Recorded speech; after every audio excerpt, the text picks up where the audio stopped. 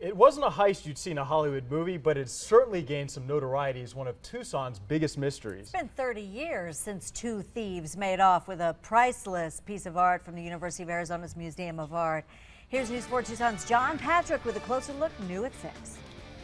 The art on these walls change out several times a year, but this is where Willem de Kooning's Woman-Ochre sat 30 years ago before it was cut out of its frame and simply walked out the front door.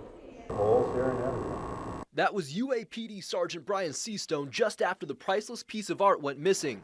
3 decades later, and now chief of UAPD, he remembers the case like it was yesterday. Day after Thanksgiving, 2 people walked into the art museum, walked right up to the painting, cut it out, rolled it up, and walked out. The suspects, a man in his 20s and woman in her 50s. Their sketches only returned a few dead-end leads. At the time, there was a $10,000 reward for the painting's return. Pocket change compared to what the piece could be worth today. Woman-Ochre was one of 6 de Kooning paintings of a series. Woman 3 of the same series sold in 2006 for more than $137 million. Is one of those very special parts of a museum collection that's fairly rare for a state university to have.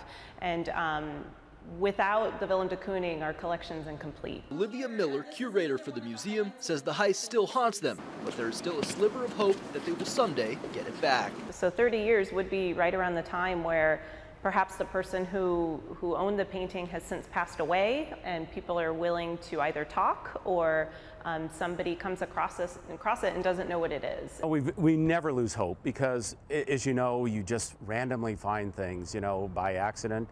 We have our suspicions of where it might be.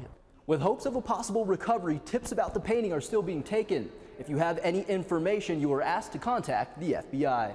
From the University of Arizona, I'm John Patrick, News 4 Tucson.